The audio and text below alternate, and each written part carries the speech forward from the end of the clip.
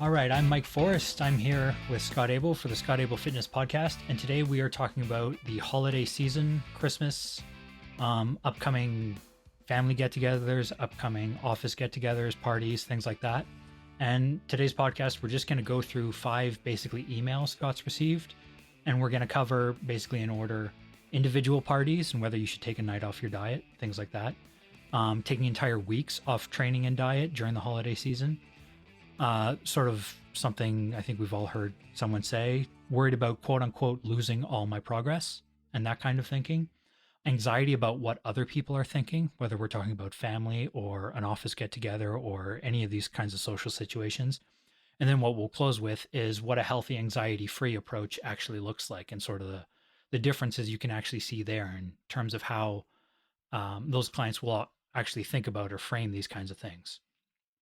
So why don't I leave it there, Scott, and let you introduce some of these emails, and then we'll just go through them one by one.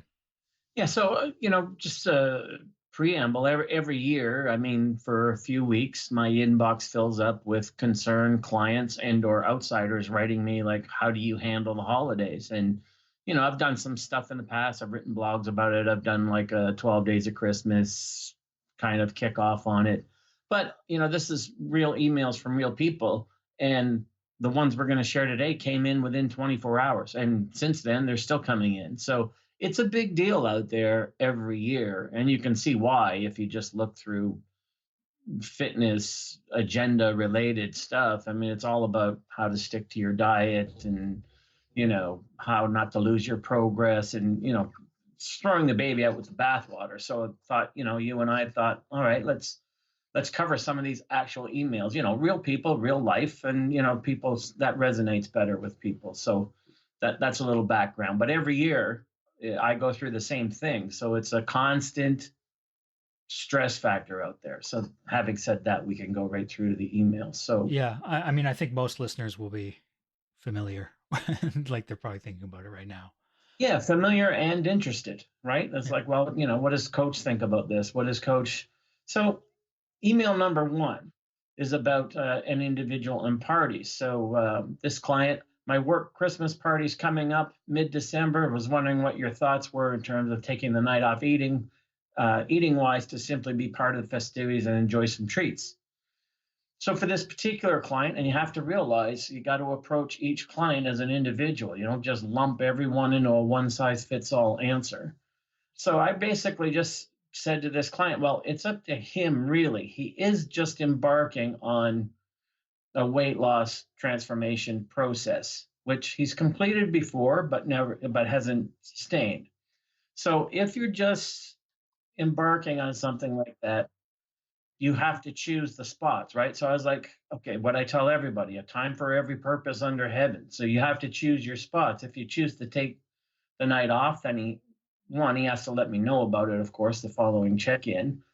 But 2, he has to not let it become just a running excuse. Well, there's a party Wednesday, there's a party Friday, it's Christmas Eve this day, it's Christmas Day that day, it's Boxing Day leftovers the next day. It's how much reins do you put on it? Like, so choose your spots when you're in that kind of scenario.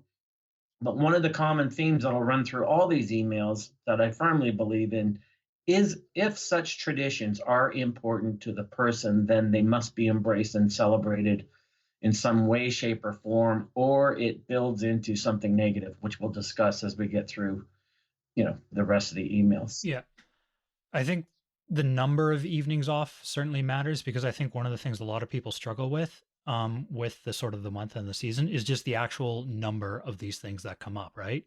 Like if you are married, for example, and if you have kids, that might add another kind of vector to this. Like you have a party for your work, then you accompany your spouse to a party for their work, and then maybe you have something for like a kids get together, and then you have a friends get together, and then you have family 1, and then maybe you're schlepping over to go visit family 2, and you're doing maybe that for Christmas, and then you're doing that for New Year's, and like these things just add up. And so at a certain point you do have to pick your battles, probably. Sometimes you might say like, no, I'm going to stick to my diet on this one, and you can tell people it's because I want to stick to my diet and I'm going to enjoy myself on Christmas. Conversely, another thing you can do, and like you have to make this choice for yourself individually, and this is admittedly more difficult, but it's don't stick 100% to your diet, but also don't go crazy. And I think what a lot of people struggle with is it's that not being perfect, but also not going crazy, right? Like once they have one bite off, and it's like, oh, pff, that's it, and then the rest of the night is a blowout. I mean, that's difficult, but it's good to do if you can. And it depends how early it starts. Like, so for instance, for this particular email, this is relatively early in the year to, hey, Christmas party's coming up and it's early. Like it's really early. Yeah. And there's going to be more Christmas festivities, like you said. So the timing is everything. Well, is this particular gathering of people important to you? Then you got to weigh that in and make the choice. But are you going to indulge in every single one? There's a piece of research I used in one of my books. I can't remember which one. I think it was Understanding Metabolism, but um, that showed, and it's particularly geographically central to the United States, but it found that the people who gain the most weight they can't take off in the US gain that weight between the US Thanksgiving and New Year's, which tells me they start at the US Thanksgiving, which is the third Thursday in every November. They probably actually start the day before because it's a travel day, and it just continues all the way till New Year's. And that's a whole different ball game, right? That's just people saying, screw it, I'll start in the New Year's. Like, I mean, in that context, what I almost suspect is happening is for the rest of the year, they're kind of yo-yoing. yeah, And so on balance, they're not gaining weight, but they're so stressed out by the end of it and so like done with it that once the floodgates open, it's like that just happens to be when they actually gain the weight and aren't able to get it off. right. Anyways, talking about context and then the sort of number of events you have and when it is, that sort of leads into the next point, which is and this would be relevant for the first one, but let's move to the second one, taking entire weeks off. So, email here. I know we're a few weeks away, but I want to ask you about Christmas. How do you usually approach it with training clients in terms of diet and training? I do celebrate and usually get a week off work. Yeah. So let's just remind people what you just read was an actual client email. So for this client, it's like a relatively new client, as you can see in the question. How does Coach Abel approach training with clients, in terms of diet and training? Now, as soon as this person's follow-up sentence was, I do celebrate and usually get a week off work, that tells me all I need to know. So for this client, the answer is if this is a time of year you quote unquote celebrate, then you should embrace it fully and, of course, with no regrets. Time off training, diet, and whatever. Because part of that scenario for me is the fitness industry, diet industry approach of absolutes 100% all the time, black and white, or nothing matters. But life does matter. Real life does matter. There are, a time for every purpose under heaven, a time to dance, a time to eat, a time to celebrate, blah, blah, blah. If not now, then when? Right? If you're going to create a scenario, and it's in one of the following emails, then people are going to end up with a load of what I call diet resentment, and we'll get to that. So as soon as this person said, Coach, how do you handle it with training clients in terms of diet and training? Well, I'm nobody's food police, right? That's the first thing I tell anybody. But the last thing I want to do is be another source of added stress for them during a time that is usually their time to let go a little bit and celebrate a little bit. So it's a hard thing to call because like you said, how are they going to be the rest of the year? But the one thing you don't want is to set up a scenario where you've already sort of induced the conception of resenting diet and training because of, I'm not allowed this or I'm not allowed that. And that's part and parcel of the fitness diet industry approach to all this. Yeah, you don't want to get to like January 1st and like now you're really starting it, but actually you're already burned out because you've actually been up and down and stressed out for the past 3 weeks. So like now's a fresh start, except it's clearly not a fresh start. And what did we talk about in a previous recording? It hasn't aired yet, Mike. You and I were talking about how willpower is a very easily exhaustible resource. So if people are spending 3 weeks during the holiday season trying to exercise willpower because someone else told them they should, then, like you said, they get to January 1st, there's nothing left to be resolute about. Make a New Year's resolution, you're already burned out and resentful. You already suffered another podcast we recorded. They already suffered JOMO. They're jealous of missing out because they didn't have rum and eggnog and they didn't have, this or that. So the psychology of it, that's really what I want to hammer home in this podcast. The psychology of it is important. I mean, I think even within that, like it is important to relax. It is important to, if you're taking a week off, take a week off and to genuinely indulge. And then similarly, or conversely, at the same time, it can be a difficult needle to thread because you can still overindulge in a weird way. Like it's, in one sense, you can't overindulge. You should just enjoy yourself. In another sense, depending on how you are thinking about behind it, if you are, and this is what will, I guess, lead us into the next email, if you are worried like, oh, what the hell? I've already had one bad day. I'm going to take an entire week off and I'm just going to say screw it because I've already lost all my progress. Or I've already done this. And in a week that'll be fresher, but like that's true. In another week you will be fresh and you'll be ready to get back on diet. But like at the same time, there can be a mindset of doing that where actually you are making things worse and you're not really taking the week off like you should be taking off. And at least, so another thing, indulgence in specific contexts. So I've had the scenario I'm about to tell you, I've seen replay several times over the years. In that, one of my clients or someone writes me with the Christmas dilemma. They throw a party, right? Neighborhood party, work party, whatever. And they're the ones throwing the party. And they're trying to stick to their diet. So they don't eat, they don't participate, they don't have the rum and eggnog, they don't have whatever on the spread, whatever. And then, of course, once everybody leaves and the diet resentment kicks in, oh, they end up indulging all right, but they do it privately, in shame, in silence, when no one else watched. Whereas it could have been part of an enjoyable evening. Fight it, fight it, fight it, fight it, resist it, resist it, resist it, resist it. And then what happens? It implodes. So it's the worst of both worlds. It's terrible, right? It's like, yeah, I mean, and it's all created by the no, I can't, no, I can't, no, I can't mentality. But if it's something you really celebrate and embrace every year, then it has to be part of that indulgence or it's going to come out in another way.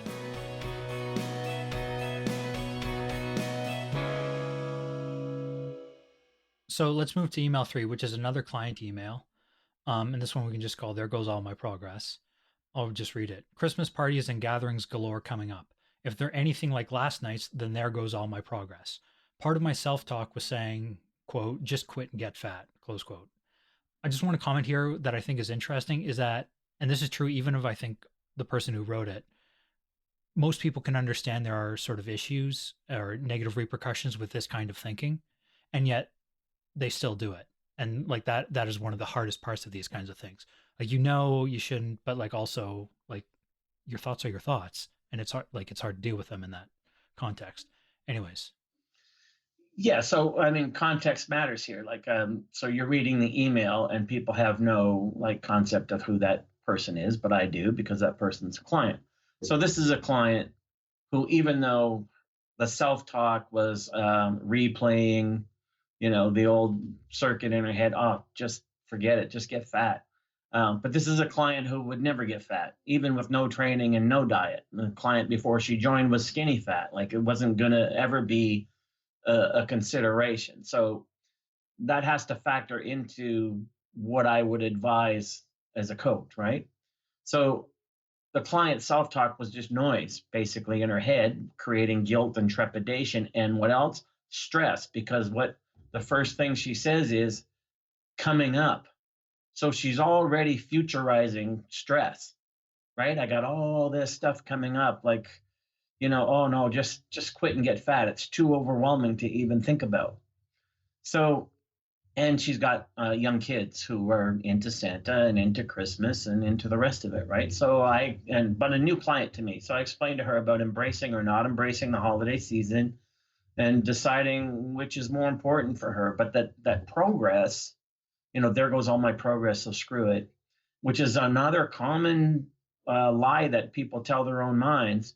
Progress is never just a race. And the example I use, a professional athlete with years and years of competing and practice and everything, they get hurt and blow out a knee or whatever it is.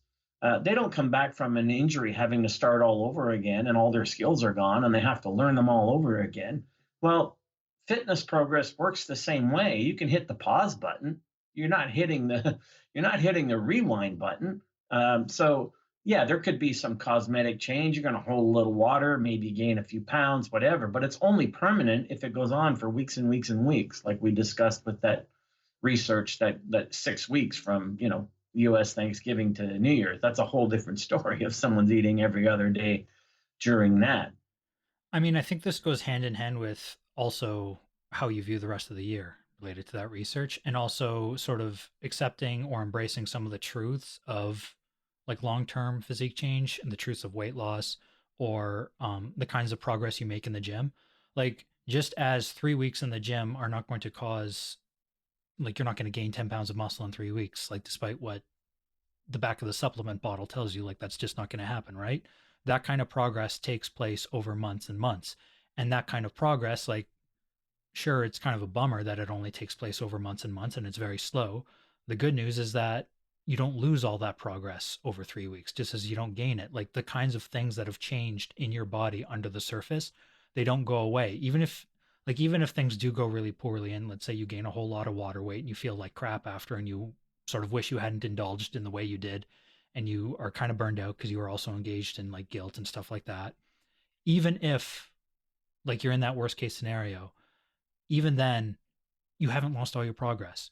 You've gained a lot of water weight. Maybe you've gained a little bit of extra fat, but like all the stuff under the surface that come from training or like long-term healthy eating, like that doesn't, I'm sorry, it just doesn't disappear.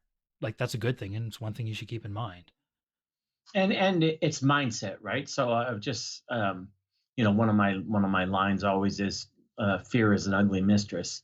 Like a fear-based mindset on anything isn't motivating, it's not inspiring. So just as a brief sort of side note, my own approach to Christmas through the years has always been total embracement. I'm not religious. I don't go to church. It's none of, just, but what it does for me is, whereas other people might be, like a little not as committed to like cycle diet as I am. And, it's not Sunday, or even if it's my birthday, if it's not on a Sunday, I'll wait till Sunday and blah, blah, blah. Come the end of the year, marking the end of the calendar year along with Christmas, and I like everything about Christmas. That was my time for 1 or 2 weeks off training and diet to indulge sort of as yeah, it's part of a reward that I'm going to indulge in during the time of year that I really like. So it was that kind of, so all positives, never negatives, right? I'm not, oh, geez, I might smooth out. Oh, and that it was never, my mind just doesn't do that. It relates to the consistency for the rest of the year kind of thing too, right? Because if you are eating consistently and you are training at a very high level, and you've been training at a very high level for 16 weeks nonstop or whatever, like, your body, it's not just that you are not doing damage, it's that, like, that time off is genuinely helpful. It is like the best thing you can do for your progress. Whereas if you've been off and on yo-yo dieting, you've been doing long cardio 3 days a week and then doing nothing for 2 weeks and then starting a new program for a week, and like, your body doesn't need a week off in precisely that sense. Now, for people who are listening to this right now in late December, there's not much they can do about the rest of the year, so I'm not sure what to say there. But nonetheless, like, keeping an eye on the bigger picture and understanding how these things fit into place, like, I do think that is helpful just in terms of having perspective about what we're talking about. Just to add what you were saying, like, I am different now. I used to be kind of Scott like you. I found, because I have to schlep all over, like, I have to go like basically all around Ontario to like visit relatives and things like that. Yeah. I find them, and partly because I've just gotten better at this, I find I am now much better at like a moderate approach. So I enjoy the things I enjoy on like the Christmas dinner, or like kind of the rescheduled Christmas dinner, the way it ends up always being. There are always certain things I want. I want my mom's sweet potato pie, but I have like 1 or 2 servings of it, and like that's it, and I don't go crazy. Whereas 5, 10 years ago, I probably, like, I would take a day off, but like I almost would not have been able to do a moderate approach. Whereas now I find that much more enjoyable. Not sure what's changed, but it has, and you just sort of have to find what works for you, I guess. Oh, it's a maturation thing for sure, I think. That, I mean, there would have been times in my past too, like where it was like for Christmas, if someone's making, I'll use your example, sweet potato pie. Well, would it be too much trouble to make an extra one? And I'll just take a whole one home and eat the whole thing. Like I think you mature out of that, Well, right? I get frozen stuff for cheat days. I just don't eat it right then. Yeah, but they're indulged in on cheat Yeah, days. It's not yeah, get it all in before January 1st kind of thing, right? yeah. And I think I've matured along the same way as well. It's a little different now than it used to be, but it's still something that. And the other side of this coin is for a lot of people, this Christmas holiday season is a non-issue. So if it's a non-issue, then you Turn know, off this podcast. yeah, it's not part of this podcast. This is for people who really, and it's very common. This time of year creates a certain dilemma, and it's getting colder, and people tend to hold more water and fat to begin with. Um, you know, let's move on to the next email. Yeah, and I think this next email is relevant to everything I just said because some of the choices you make do depend on the other people around you.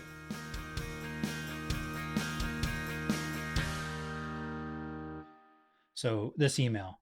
This time of year brings me anxiety with all the Christmas treats that seem to be in my face constantly, especially where I work. I swear these people are probably the most unhealthiest eaters I've seen, and they just can't seem to leave me alone about eating the junk.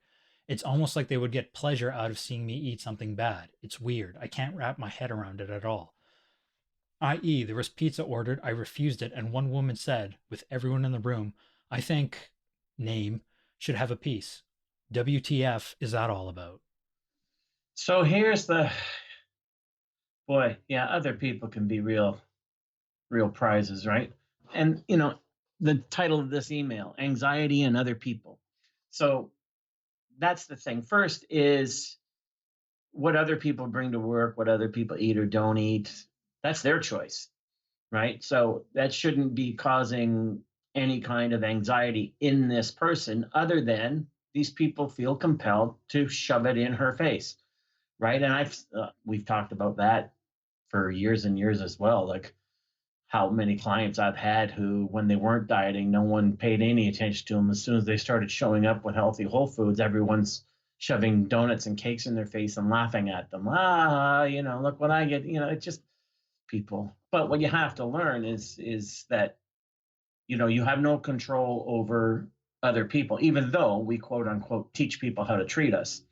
But it's a gang mentality, right? In the office, if one person's trying to better themselves and 90% of the others aren't, then there's this groupthink mentality of, you're separate from us kind of thing. But, ordering pizza and then putting it in her face and saying, like, I think she should have a piece of pizza. Like, I just told her you got to consider the source of someone who feels compelled to say that, right? There are obviously some deep seated issues in the person that says that.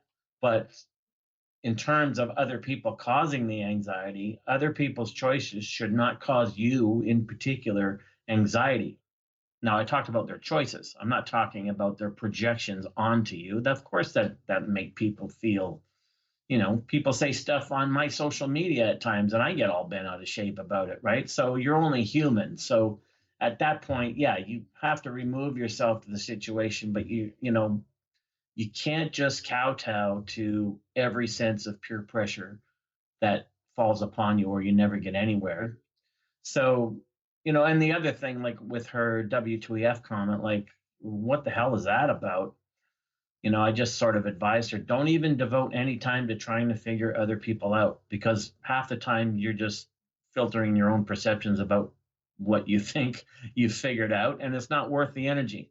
I will admit, like I've found in the past, I found these situations very difficult. And I think I also mentioned this in the Jomo episode. Is part of the problem, Scott? You mentioned like kind of a gang mentality. Um, I don't want to get into like fake pseudoscience, evolutionary psychology here, but like just to make a broad strokes claim, like humans are kind of pack animals. We don't like feeling like we're the odd one out. Just in short, right? And in situations like this, the way people can act, it can make you feel like you are the weird one, you are the odd one out. They're the ones being the jerk, and yet they are the ones who are normal, and you are the one who are like abnormal.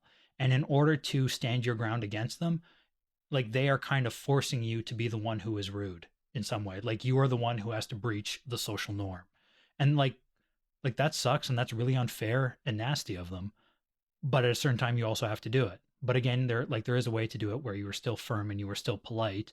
And I promise you, the other thing about this is most people in the room can probably tell what's going on, especially if you handle it really well and you were really firm and polite. I mean, it's 2019. Like most people understand that like body image issues are a thing that like many people have, um, shall we say, difficult relationships with food. So being a jerk to someone about what they're eating, like it's always uncalled for. Basically, at this point, it's always uncalled for. And as long as you stand your ground, like most people in the room will see, like, oh, that, like, it's the other person, so you're fine, and you just need to be able to do it. And you know what? A couple things there. The diplomatic response is to always bring it back to yourself. So don't do the diet martyr. Don't be like in the old days, I would have told a client, well, you respond to that. Yeah, I can have a pizza and I can, and then I'll look just like you, which is like, why would you do that? You don't have to be confrontational to make your point. You can say, yeah, I like pizza too, but I'm not happy with where I am right now. And I'm just trying to be a little better.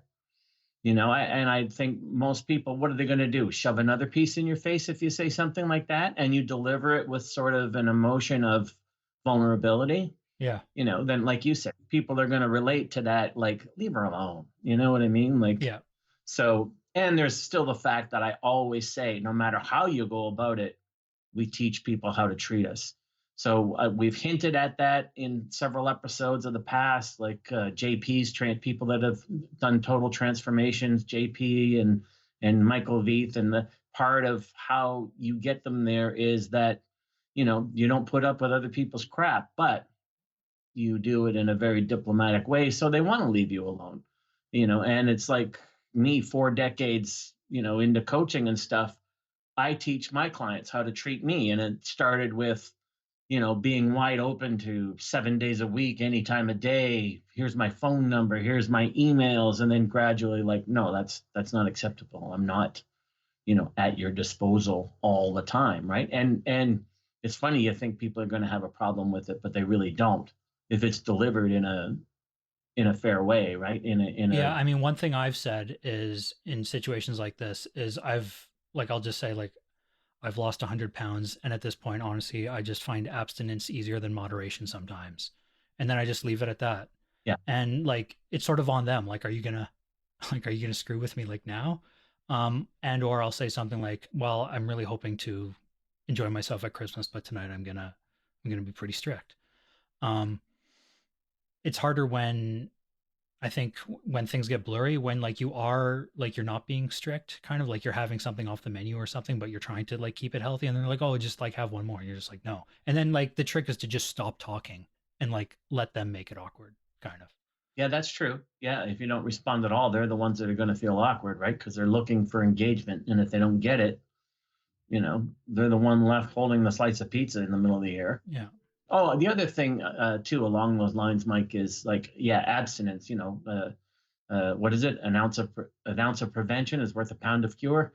Old Benjamin Franklin expression. I agree 100%. And this goes back to a lot of my coaching is teaching people to know themselves. They should know their own nature. So people that try moderation, you wouldn't believe how many people. Well, you know what? I'd like to eat the amount of nuts that you weighed out for me, but I just keep eating them. I went to the party fully and I just intended to have one drink and one of my favorite pieces of food. But after that drink, I just said, screw it. And I got drunk and then I ate all night and I'm hungover and I feel good. It's like, well, you got to know the kind of person you are. And if you're the kind of person where a little indulgence doesn't stop, then you have to know that abstinence is a good thing. Like, know the kind of person you are, and then don't look for the cognitive reinforcements of negotiation and justification and those kind of things that people do before and after the fact, right?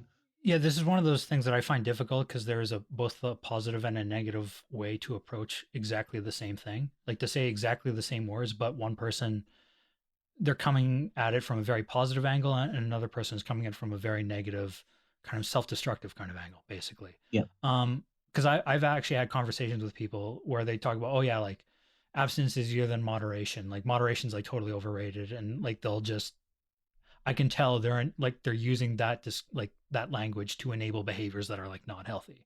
Like you can just tell, right? Yeah. On the other hand, moderation is difficult. It's good, and you should practice it as much as you can. But as Scott says, like you have to know yourself, and like don't beat yourself up because you can't practice moderation in all things, because that is weirdly, ironically, paradoxically, not practicing moderation. I think I discovered the cycle diet because I knew moderation would never work for me. I couldn't have just one piece of cake with the whole rest of the cake in the fridge. I just knew that was never going to happen, especially as someone on a calorie restricted diet, right? So, yeah, know your nature and respond accordingly. And that's the best way anyway, because then all of it's rewarding, whether you're the moderation person or you're the, you know, scheduled deferred gratification person. So, Yeah, I mean, just not to get too off topic, but you mentioned the cycle diet. One of the things I enjoy about that kind of eating, whether you do the cycle diet or you just at some point you like integrate refeeds kind of thing, like one of the things we know about like why weight loss is so hard is that like your metabolism changes permanently. Now it's only a slight change. Like if you've lost 15% or more of your body weight, like your metabolism changes. And the difficulty is down that regulates the right word. yeah, it down regulates a little bit, but what also up regulates is hunger. Yep. So, and like the difference is not that big. Like all things considered, it's not that big, but it is every day for the rest of your life. And that's the difficulty. And if you eat at like quote unquote maintenance every day for the rest of your life, you will never feel truly like full in a way, right? Like you'll always be a little bit hungry. It'll be like what you say for the cycle diet. Like it's almost like you're getting some, but like you're not getting enough. You don't feel like there's ever enough. Whereas if you plan for like a few indulgences, like you can be strict the rest of the week and then like you can actually feel full and then get back at it. And I just find that like much easier. But again, that's just about like knowing what you enjoy and like working within that.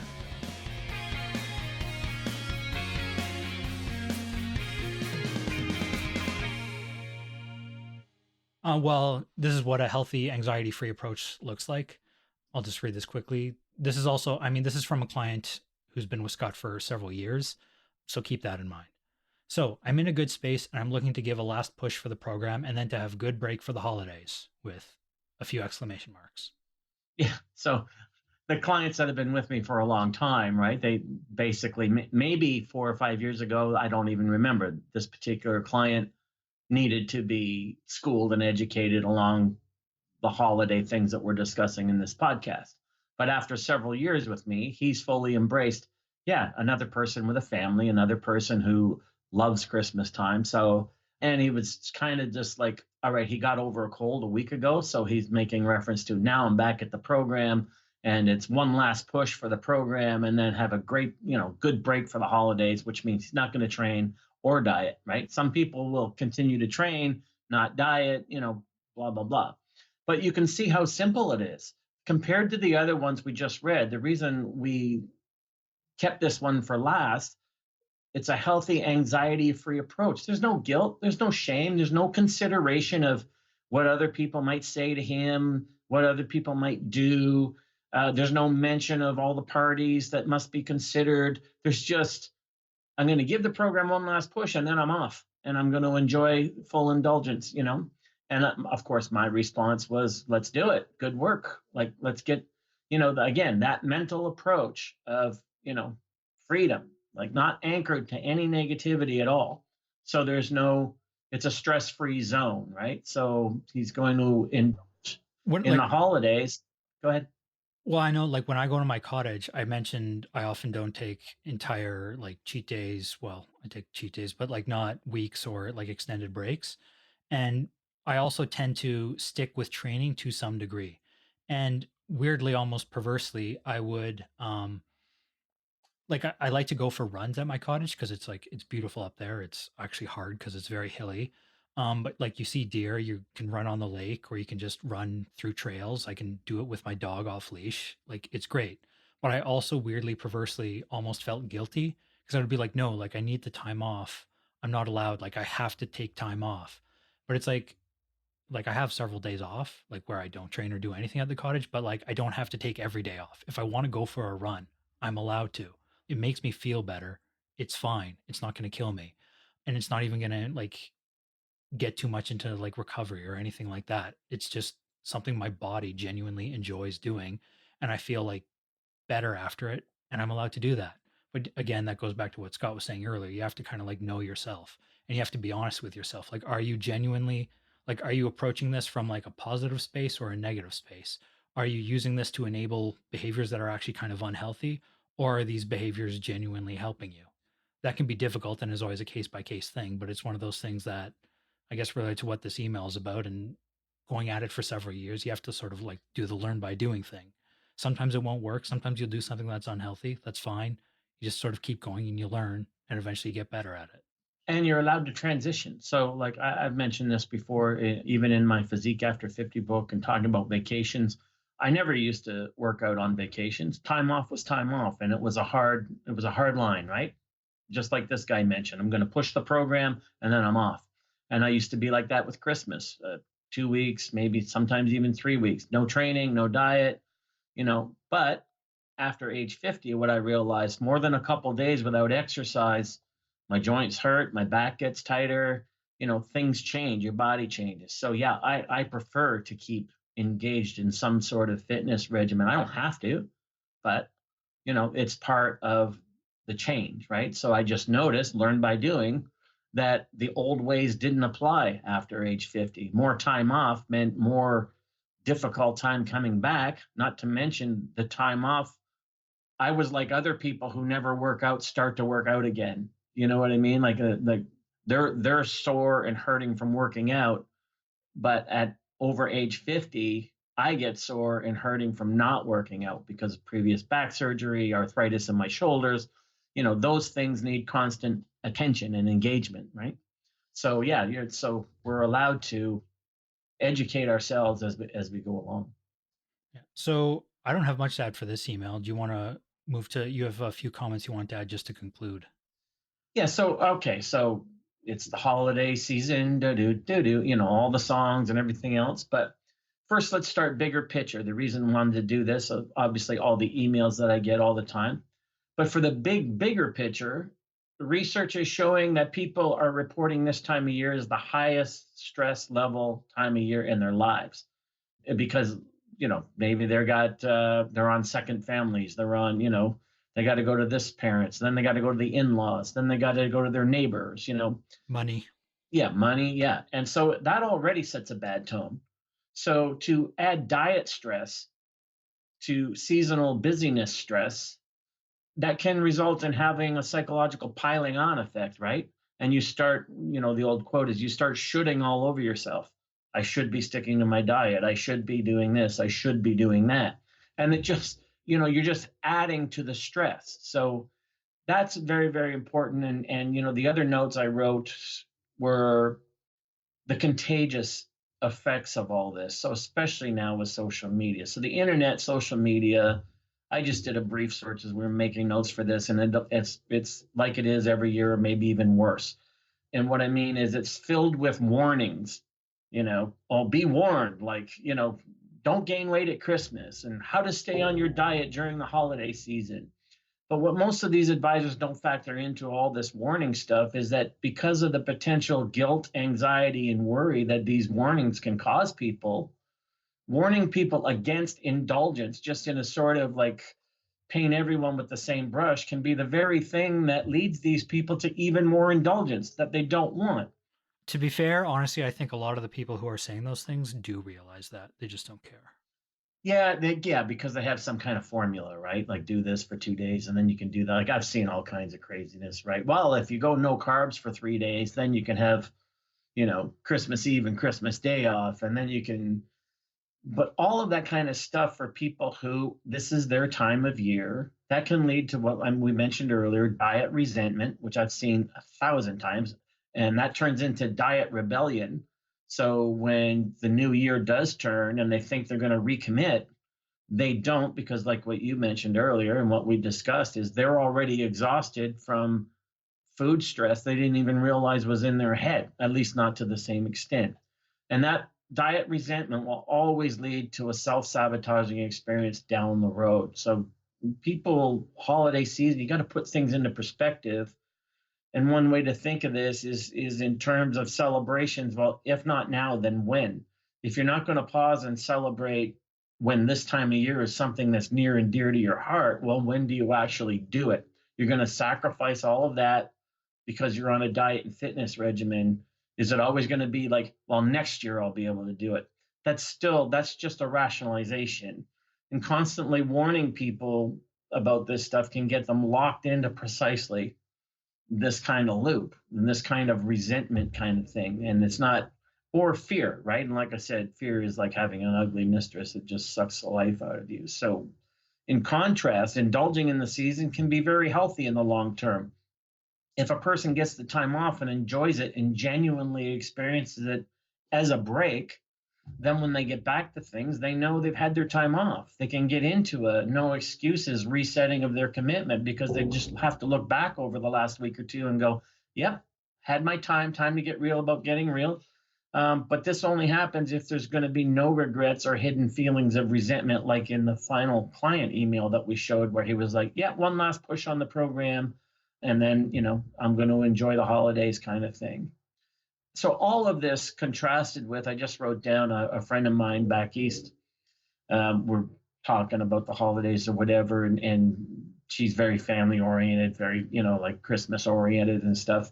So none of that factors in for her. She's just like as a contrast. She's a person, what she told me, like, oh, I'm going to watch. She's already got her PVR. She's recorded Christmas movies. I watch a Christmas movie every night, and then I turn on my Christmas lights and the fireplace, and I just sort of sit and turn off the TV. And then, I have a drink. She has her favorite, Christmas drink, and then she goes to bed. So that's also a way to recharge, reboot, be with yourself in a way that you like. She's not fighting any ghosts. She's not fighting any stress. She's not fighting any guilt about this or that, right? She enjoys her rum and eggnog. She enjoys her Baileys and coffee, right? So that's the way to do it, to plan in a way that's built around positives, not built around trying to fight against negatives. It's not celebrating if you're trying to constantly fight against the things you don't want. It's only celebrating if you're embracing and indulging in the things you do appreciate and want and respect. So I think on that note, the people should let that sort of simmer and resonate and decide what they're going to do over the course of the holidays, if the holidays are an important time of year for them. I'll let you close on that one. Yeah, I mean, I think the only thing I'll add there is that be willing to, I don't want to say take a step back, but don't worry about a little, like gaining a few pounds of water weight or something along those lines. Like, be willing to embrace the long-term benefits of enjoying yourself, enjoying time with family, having time off, whatever it might be. And this is what Scott was talking about with the fear thing. Like, don't make decisions based on fear. Make decisions based on what you do want and what kind of deep down is like good for you in the long term. And just let me add just one final thing, if I could. Along all these lines, the smartest thing someone could do over the holidays, regardless, is put away their weight scale. Okay. Just put it away. Agreed. So on that note, for show notes, extra resources, anything like that, check out scottabelefitness.com/podcast. And beyond that, we will see you next time.